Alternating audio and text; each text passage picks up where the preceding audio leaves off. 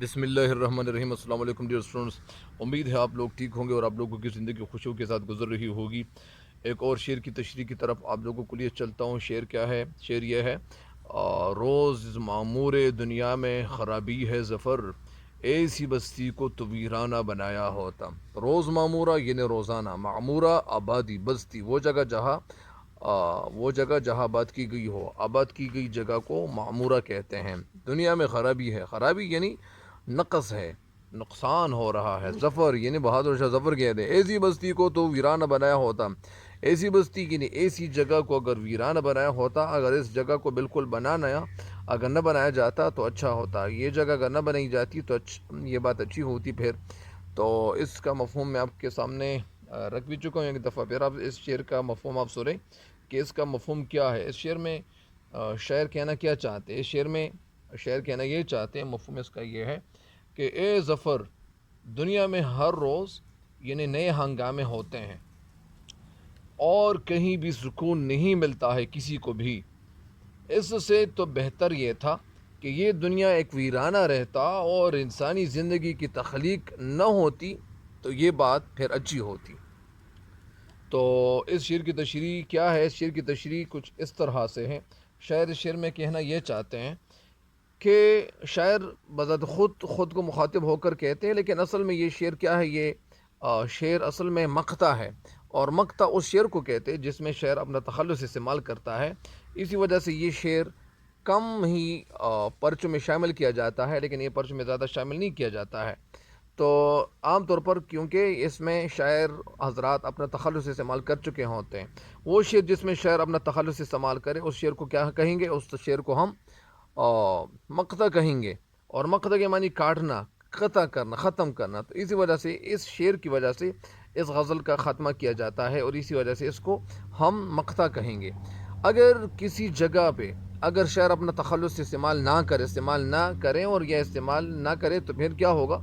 اس شعر کو ہم شعر کا یا غزل کا آخری شعر ہی کہیں گے۔ وہ شعر جس میں شاعر اپنا تخلص استعمال کرے اس کو ہم مقطع کہتے ہیں، اور وہ شعر جس میں شاعر اپنا تخلص استعمال نہ کرے اس کو ہم کیا کہیں گے؟ غزل کا آخری شعر ہی کہیں گے۔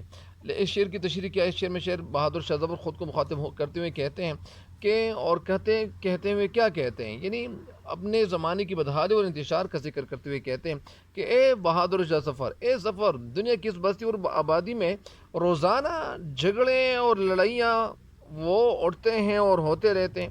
یہاں روزانہ انسانوں کا خون بہایا جاتا ہے، اور ہر روز یہاں کوئی نہ کوئی خرابی اور بد امنی، افراتفری نظر آتی ہے، اور ظلم کا بازار ہر طرف گرم ہی نظر آتا ہے۔ یعنی ٹھنڈا نظر نہیں آتا بلکہ گرم ہی نظر آتا ہے۔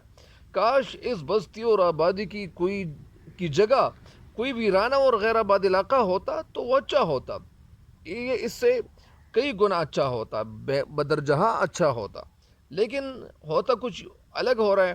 یعنی لڑائیاں جھگڑے ہیں اور فسادات ہیں، اور فسادات کا دور تھا کیونکہ اس وقت انگریز جو تھے وہ اس وقت قابض ہو چکے تھے سارے ہندوستان پہ، تو اسی وجہ سے یہ لڑائیاں ہوتی رہی تھی اور جاری رہی تھی، اور اسی وجہ سے شاید تنگ آ گئے ہیں اپنی زندگی سے، اور اپنی زندگی سے ان کی زندگی دوبر ہو گئی تھی، ابتر ہو گئی تھی، خراب ہو گئی تھی، اور یہ قسمہ پرسی کی حالت میں زندگی گزار رہے تھے۔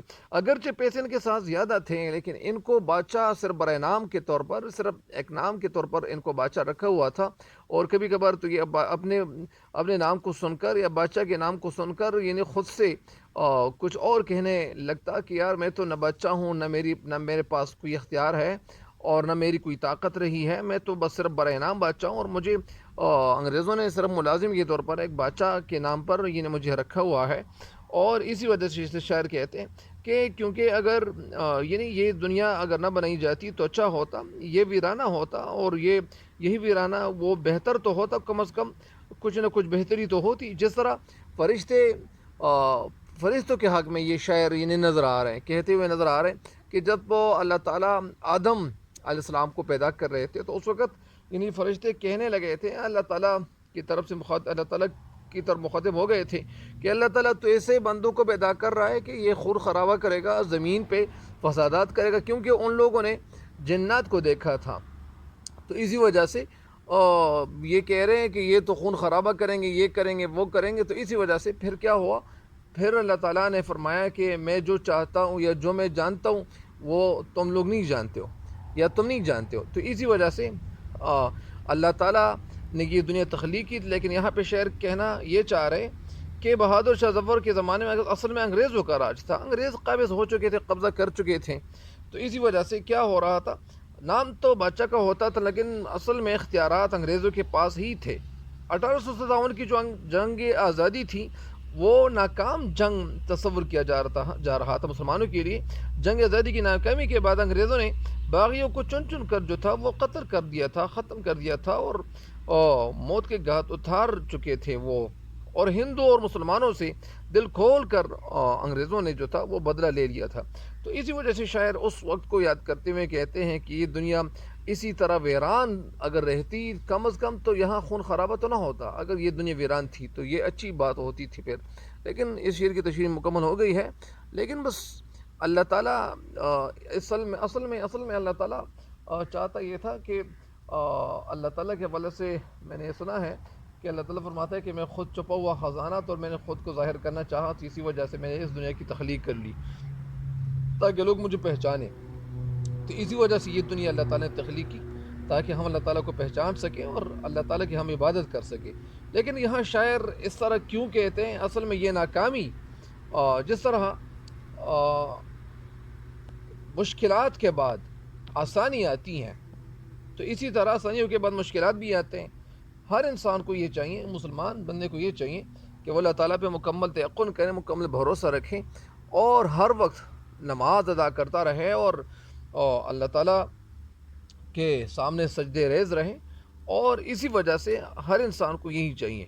تو جب مسلمان ہوگا، کامل ایمان والا ہوگا، تو وہ یعنی نہیں ڈرے گا اور اس کا دل محفوظ، اور اس کا دل کیا ہوگا، اس کا دل یعنی وہ اچھا ہوگا اور اس کے دل کو سکون ہر وقت میسر آتا رہے گا. تو اسی وجہ سے شعر کی تشریح مکمل ہو گئی ہے.